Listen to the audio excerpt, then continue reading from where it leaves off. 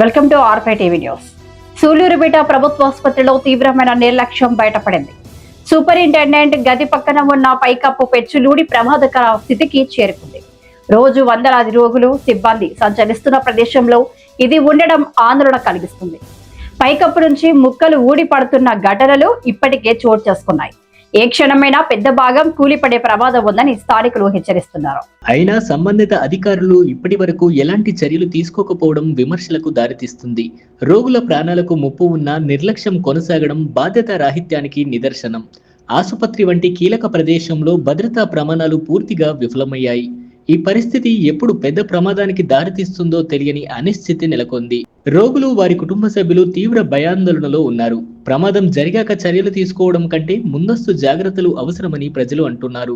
తక్షణమే మరమ్మతులు చేపట్టి భద్రత కల్పించాలని స్థానికులు గట్టిగా డిమాండ్ చేస్తున్నారు.